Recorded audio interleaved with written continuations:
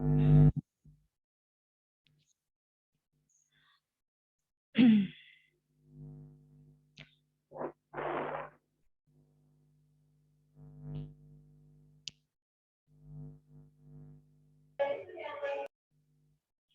baiklah. Assalamualaikum warahmatullahi wabarakatuh. Selamat siang semuanya. Ini sudah pada makan semua ke nih? Sudah kali ya? Baiklah, hari ini kita akan bahas tentang populasi dan sampel. Populasi dan sampel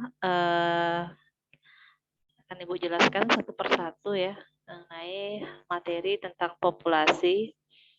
Nah, populasi adalah wilayah generalisasi yang terdiri atas objek atau subjek yang mempunyai kualitas dan karakteristik tertentu yang ditetapkan oleh peneliti untuk dipelajari dan kemudian ditarik kesimpulannya.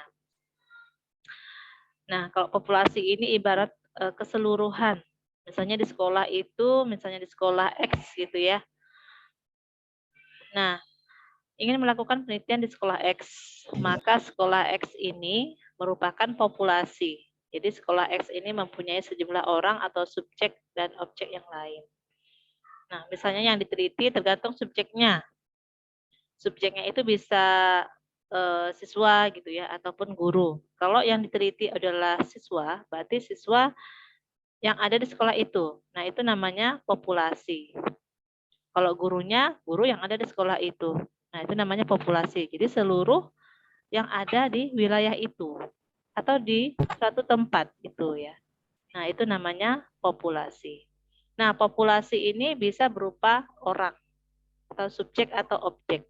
Jadi bisa juga berupa benda gitu ya. Tidak harus berupa orang. Nah, kalau berupa benda berarti biasanya penelitiannya bukan yang sosial, lebih ke sains ya. Nah, mungkin orang fisika ingin meneliti tentang hewan gitu ya, atau jadi bidang-bidang sains.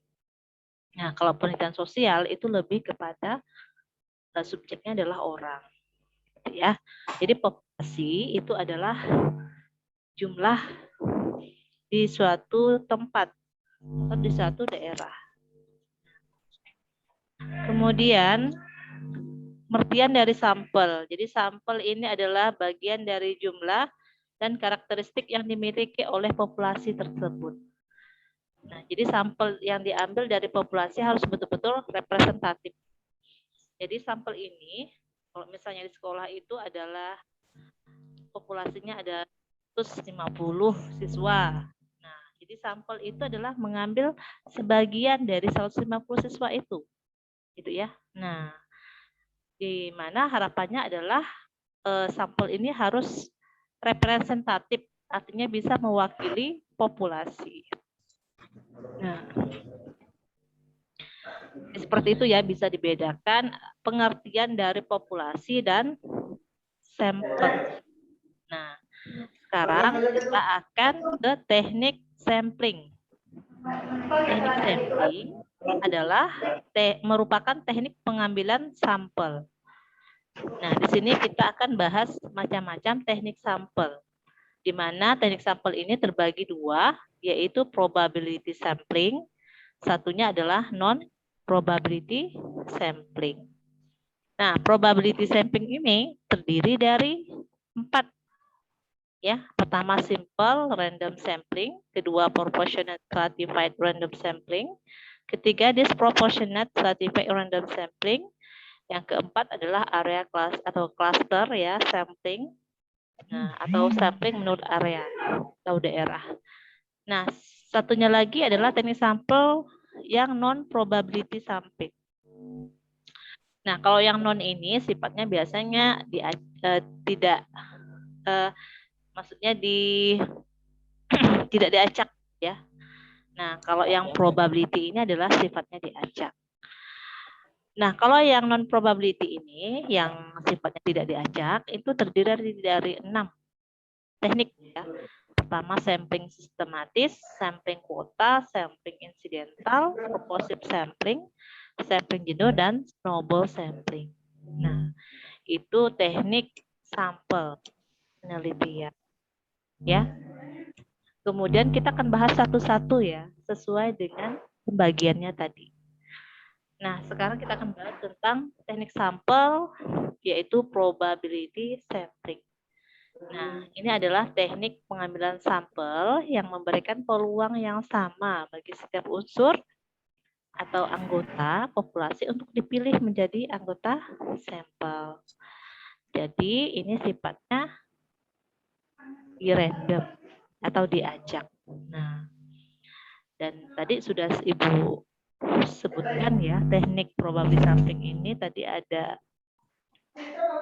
simple random, proporsional, ya, dan lain-lainnya. Nah, ini akan kita bahas satu-satu ya. Yang pertama adalah simple random sampling. Nah, simple random sampling ini merupakan pengambilan acak ya. Nah, di sini ini kalau simple ini atau sederhana. Sederhana berarti tanpa memperhatikan strata yang ada dalam populasi itu.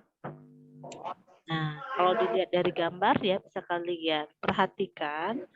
Jadi di dalam populasi ini tidak ada strata. Jadi dianggap sama. Makanya ini boleh dilakukan pengambilan sampel secara sederhana. Jadi ada sebagian. Namanya simple random. Ya. Nah, yang kedua adalah proportionate stratified random sampling. Kebalikan yang tadi ya. Kalau simple itu dianggap homogen atau sama, kalau ini tidak homogen dan biasanya ada berstrata atau secara proporsional. Misalnya ya, satu organisasi mempunyai pegawai dari latar belakang pendidikan yang berstrata. Maka populasi pegawai itu berstrata. Misalnya dilihat dari segi lulusan. Misalnya itu 45 orang. S2-nya 30 orang, STM-nya 800 orang, SD-nya 900 orang, dan seminarnya 400 orang, dan sampai SD. Jadi berstrata ini adalah dari segi lulusan. Ya. Dari segi pendidikan itu macam-macam. Nah, jadi karena berstrata tadi, maka diambil secara random, tapi dibagi proporsinya. Karena jumlah dari lulusan itu karena berbeda-beda, jumlahnya juga berbeda-beda. Makanya diambil secara proporsi. Nanti akan kita bahas ya mengenai tentang proporsi. Nah,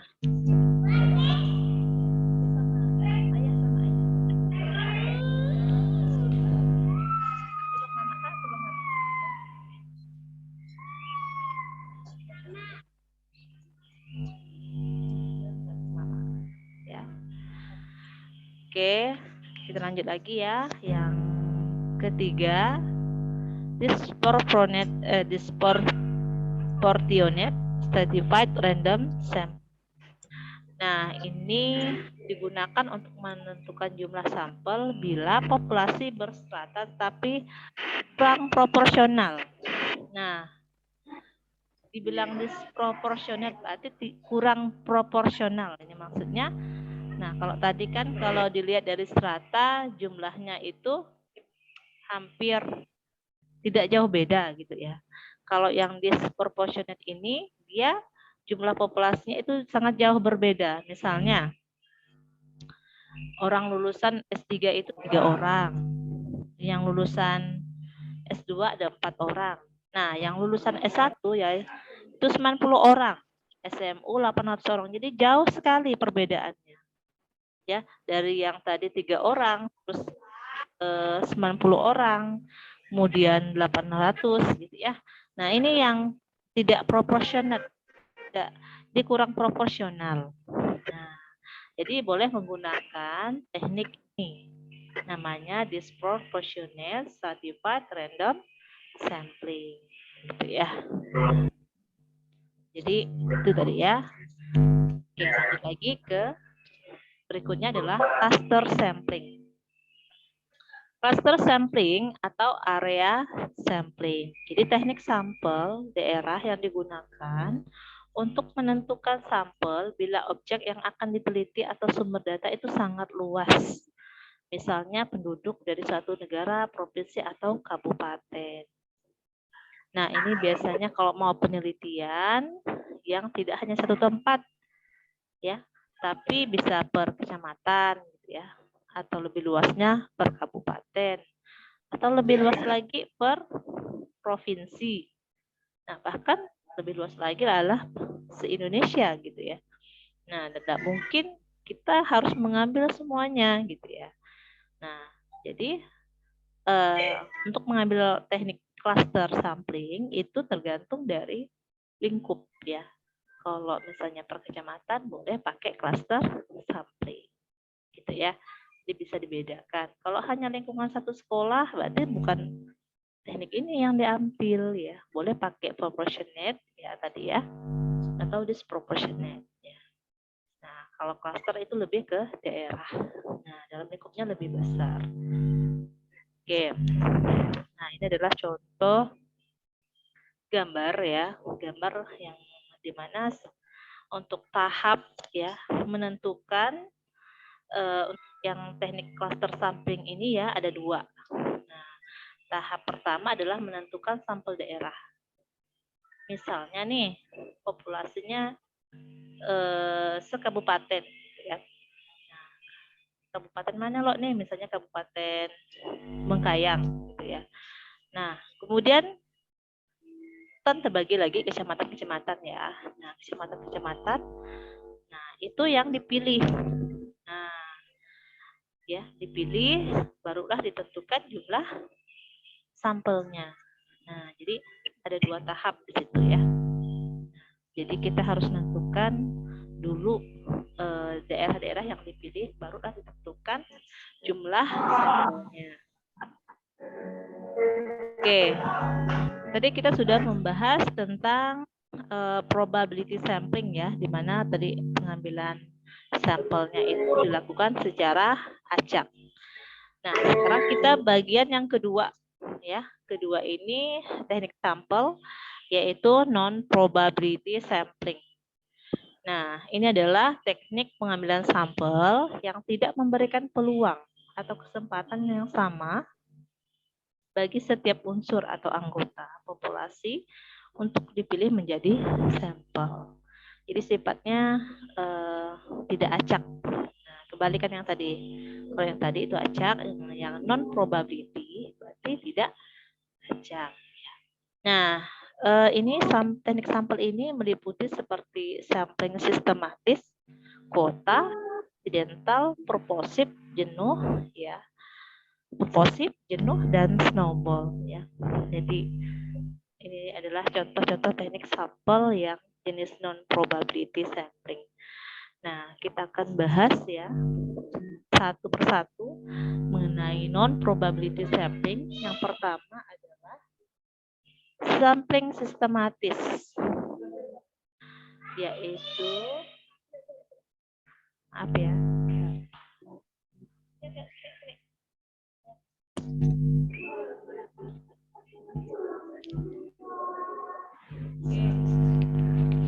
Jadi sampling sistematis itu adalah teknik pengambilan sampel berdasarkan urutan dari anggota populasi yang telah diberi nomor urut. Nah, misalnya anggota populasi itu terdiri dari 100 orang. Nah, dari semua anggota itu diberi nomor urut ya. Nah, misalnya nomor 1 sampai dengan 100. Nah, jadi setelah dikasih nomor urut, nah, kita tentukan mau nomor urut ganjil, genap, atau kelipatan. Nah, kalau misalnya di sini diambil sampel yang ganjil atau kelipatan 5. Misalnya 1, 5, 10, 15, 20, dan seterusnya sampai 100 gitu ya. Nah, jadi nomor urutan itulah yang diambil. Nah, itu namanya teknik sampel dengan sistematis ya. Dan ini tidak dilakukan acak, tapi kita tentukan gitu ya. tapi cara pengurusan dengan sistematis. Nah, ini adalah populasinya, kemudian sampel yang diambil. Misalnya yang sampel diambil ini adalah kelipatan dari 3, gitu ya, 3, 6, 9, 12, ya, dan seterusnya. Ya. Kemudian sampling kuota adalah teknik untuk menentukan sampel dari populasi yang mempunyai ciri-ciri tertentu atau sampai jumlah kuota yang diinginkan. Misalnya akan melakukan penelitian tentang pendapat masyarakat nih terhadap pelayanan masyarakat dalam urusan izin mendirikan bangunan. Jumlah sampel yang ditentukan misalnya 500 orang. Kalau pengumpul data belum didasarkan 500 orang tersebut, maka penelitian belum selesai, ya. Ibu, sebentar ya, tunggu sebentar ya. Lagi di rumah jadi Ibu.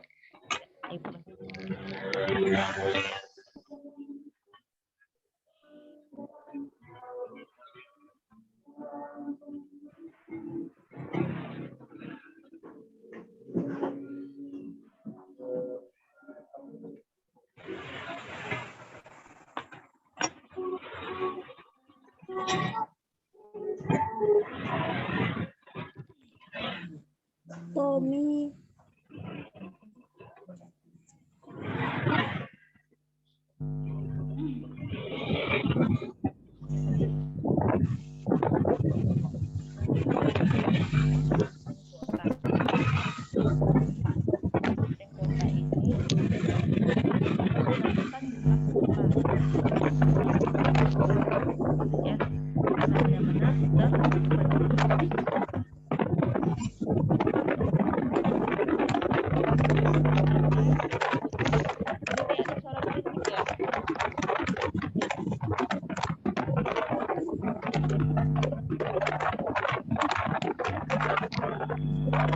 Apakah suara Ibu kedengaran masih?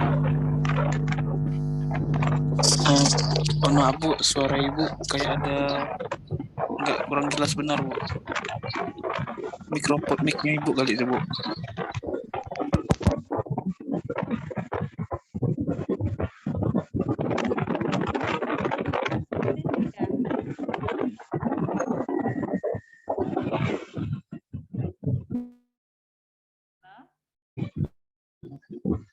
Karena itu masih belum begitu jelas atau sudah jelas? Sudah jelas Bu, sudah jelas Bu. Oke, kita lanjutkan lagi ya. Berikutnya adalah sampling insidental. Jadi adalah teknik penentuan sampel berdasarkan kebetulan. Nah, kebetulan di sini adalah di mana peneliti itu bertemu ya dengan subjek yang akan dilakukan. Sama ya. Oh ya.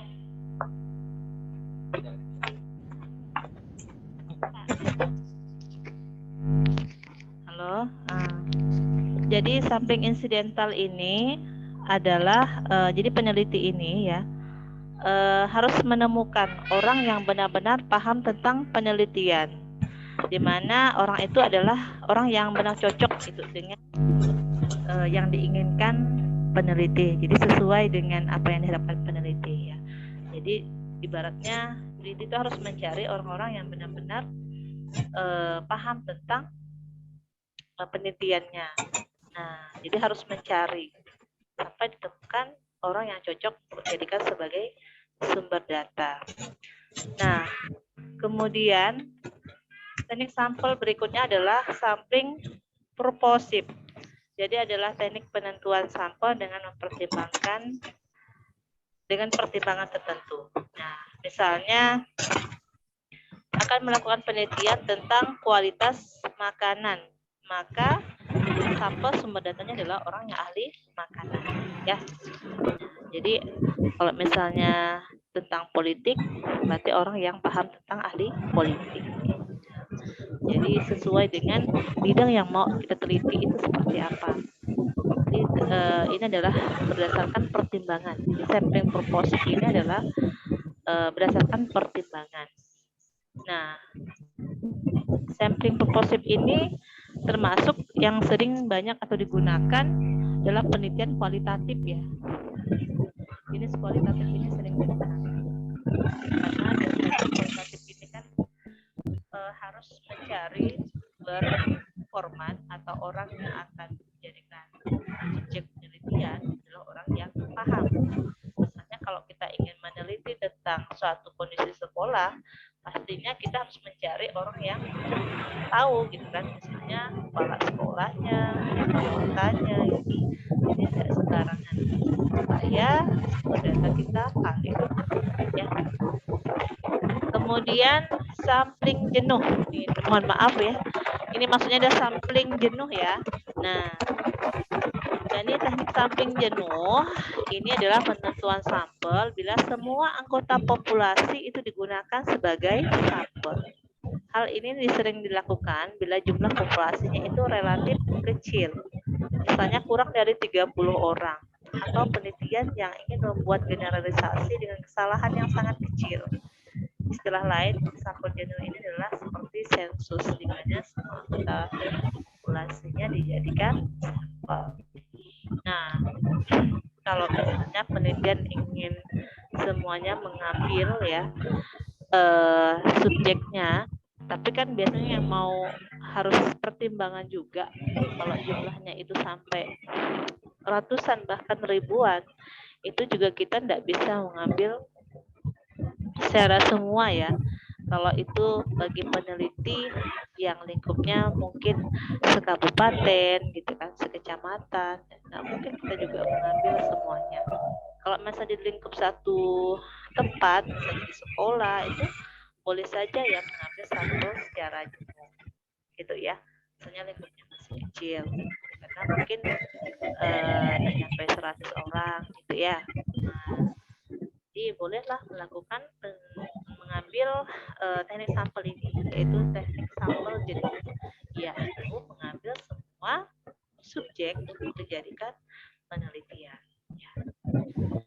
Nah, ini snowball sampling. Snowball sampling ini juga salah satu teknik sampel yang tidak dilakukan secara random atau acak ya.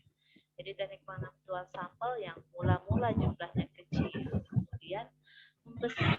Jadi ibarat bola salju yang mendidih, yang lama-lama menjadi besar. Nah, yang awalnya subjeknya itu hanya dipilih 1 atau 2 orang, tapi karena merasa 2 orang ini belum lengkap memberikan data, ya maka peneliti mencari orang lain ya untuk dipandang lebih tahu dan dapat melengkapi data yang diberikan oleh orang sebelumnya.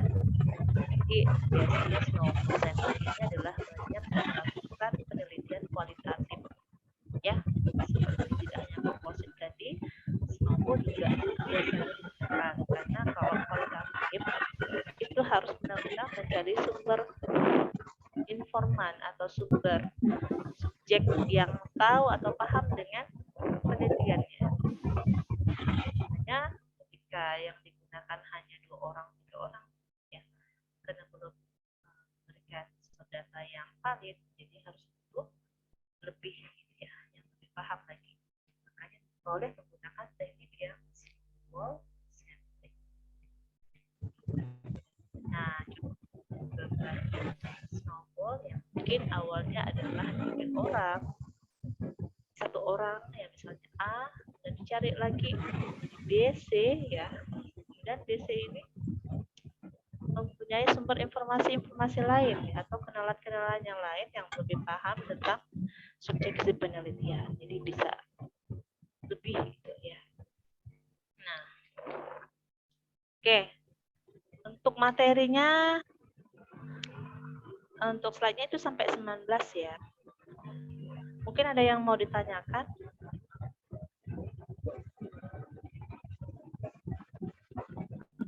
Mahasiswa-mahasiswi sekalian, ada yang mau ditanyakan mengenai materinya?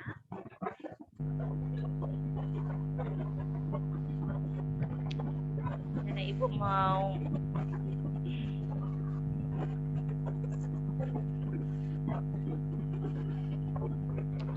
menjelaskan? Permisi Bu. Ya, Silakan. Maaf Bu, mau nanya Bu, untuk kedepannya kayak UAS itu kapan Bu? Kira-kira Bu? Belum lah Bang. Biasa UAS itu kan akhir Akhir Januari. Februari kan? Februari ya? Ya, sabar lah libur kayaknya dia.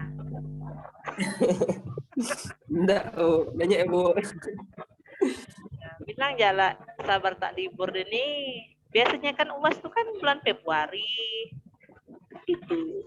Biasalah di akhir semester ganjil UAS itu biasanya pelaksanaannya setelah awal tahun atau di bulan Februari gitulah. Liburnya sih sebentar ya tuh. Kalau mau libur lama sih semester genap. Iya Bu. Siap Bu. Terus ada lagi nih yang nanya nih.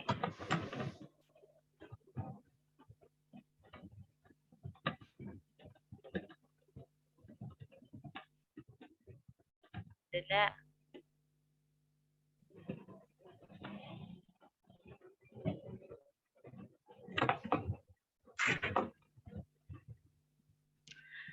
Nah, kalau tidak ada, Ibu ini ingin memberikan contoh. Kelihatan enggak file PDF Ibu? Ini buku dari metodologi penelitian Pak Sugiono. Kelihatan enggak? Kelihatan Bu. Oke, jelaskan ya sebentar ya waktunya. Jadi bagaimana cara menentukan sampel? Nah, sebenarnya ada kelanjutannya, cuman Ibu belum selesai buat slide-nya. Jadi Ibu jelaskan di bukunya aja gitu ya. Nah, menentukan ukuran sampel. Jadi misalnya jumlah anggota sampel sering dinyatakan dengan ukuran sampel. Diharapkan itu 100% mewakili populasi gitu ya. Nah, jadi cara menentukan sampel kalau misalnya jumlah sampelnya itu lebih dari 100 gitu ya, karena kita mungkin kan keterbatasan waktu dan dana juga yang nggak mungkin kita lakukan semuanya secara lebih dari 100 ataupun tergantung juga sih, tergantung orangnya. Kalau dia mampu ya silakan, tapi kita biasanya ada rumus ya, untuk menentukan jumlah sampel. Nah, kalau misalnya penelitian kita itu lingkupnya besar, misalnya per kecamatan atau per kabupaten ataupun di sekolah, misalnya di satu tempat itu populasinya banyak gitu ya, melebihi 100. Jadi cara bagaimana menentukan jumlah sampel bisa kalian lihat di sini ya. Ini adalah tabel penentuan jumlah sampel menggunakan Isaac dan Michael. Nah, dan dengan tingkat kesalahan yaitu 1%, 5%, dan 10%. Nah, yang sering kita lakukan adalah mengambil tengah-tengah nih, yaitu 5%. Maksudnya di sini adalah tingkat kesalahan. Kalau 1%, jadi tingkat kesalahan untuk jumlah sampelnya itu dia semakin sedikit gitu ya. Sampelnya juga besar. Nah, kalau 5%, sampelnya juga semakin sedikit. Kalau 10% juga semakin sedikit. Ya. Nah, kalau penentuan rumusnya ini seperti ini ya. Nah, dan biasanya kalau kita sih biasanya langsung lihat ke tabelnya aja, melihat tabelnya saja. Di sini bagaimana menentukan jumlah sampel kalau sampel kita itu banyak ya. Jadi kita lihat saja di bagian N ini adalah jumlah sampelnya. Kalau kita punya sampelnya itu ada 100 misalnya ya.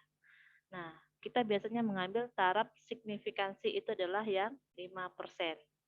5% berarti tingkat kesalahannya itu 5%. Nah, kalau 100 berarti jumlah yang akan kita ambil sampelnya adalah 84. Nah, kira-kira bisa kalian pahami ya. Jadi, kalau kalian penelitiannya dalam lingkup besar, ya, itu disarankan menggunakan tabel, salah satunya adalah tabel Isaac Michael. Sebenarnya misalnya ada juga tabel yang lain gitu. Tapi kalau mau pakai yang lain juga boleh. Bagaimana kalau kita misalnya kurang dari 100? Nah, kalau menurut bukunya Ari Putrowo ya, kalau sampelnya itu kurang dari 100, misalnya mau penelitian survei gitu ya, itu disarankan mengambil semuanya ya, supaya datanya itu representatif atau bisa mewakili populasi. Nah, kalau misalnya lebih dari 100, disarankan untuk mengambil secara random gitu ya. Jadi macam-macam pendapat juga. Jadi tergantung dari penelitinya gitu ya. Kalau ternyata peneliti ingin mengambil secara sampel gitu kan, secara acak. Jadi tidak ngambil semuanya. Misalnya datanya itu ada di 80 atau 85. Boleh saja menggunakan ini ya. Nah, boleh saja.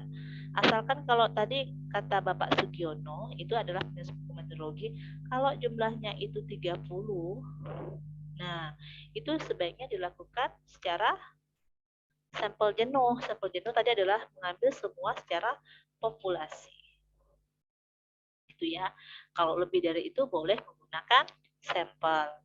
Nah, kalau untuk penelitian yang lingkupnya besar, seperti penelitian survei, itu biasanya mereka membutuhkan tabel ini untuk menentukan sampelnya.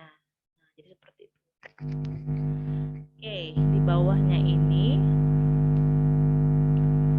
Nah, di bawahnya ini ada penjelasan juga ya. Kalau misalnya kita penelitiannya itu lingkupnya besar, bahkan di sini bahkan misalnya ada sampai 1 juta gitu. Berapa yang harus kita ambil? Taraf signifikansi ini dijelaskan juga bahwa ada yang 1%. Kalau kita populasinya 1000, kalau ambil 1%, maka sampelnya adalah 399. Kalau kesalahannya itu 5%, maka sampelnya 298. Kalau dia 10%, maka sampelnya adalah 213. Jadi semakin besar taraf signifikansi atau taraf kesalahan, yaitu yang 1%, 5% dan 10%. Kalau semakin besar, kan paling besarnya 10% nih, maka jumlah sampelnya adalah 213. Dan biasanya peneliti itu mengambil yang 5%. Mengambil tengah-tengah ya, di antara 1 dan 10%. Jadi biasanya peneliti mengambil yang 5%. Tuh.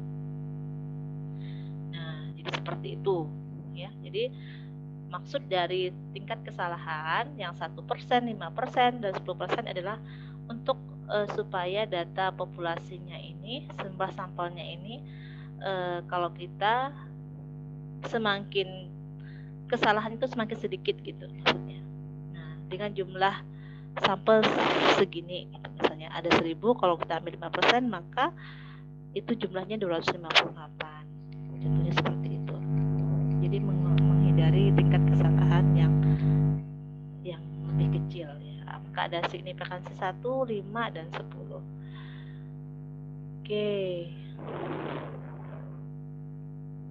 Nah,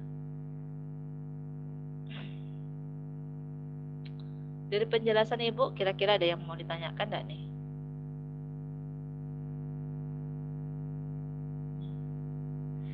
Oke, ini Bu mau menjelaskan juga nih. Nah, misalnya kita ada sampel populasi 1000, terus kita ngambil ke tingkat kesalahannya 5%. Jadi jumlahnya kan 258 ya. Nah, kalau kita ambil yang 5%.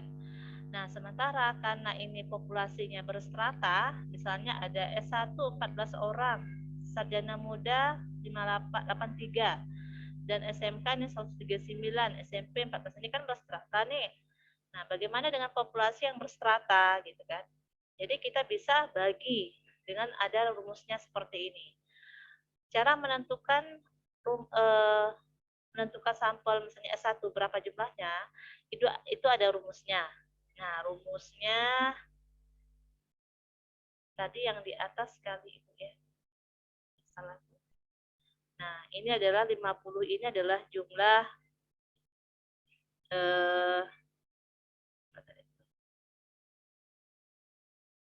jumlah S1 kan 50 ya. Kemudian di 50 per 1000. 1000 ini adalah jumlah secara populasi. Dikali dengan 258. 258 ini adalah hasil dari perhitungan tabel Ishak dan Michael tadi. Kalau yang 1000 populasinya, kalau dilihat di tabel Ishak itu adalah 258. Hasilnya ya 50 dibagi 1000 dikali 258 itu hasilnya 13,90. Nah, 13,90 ya. Ini maksudnya 12 kali ya. 12,9 dibulatkan ya.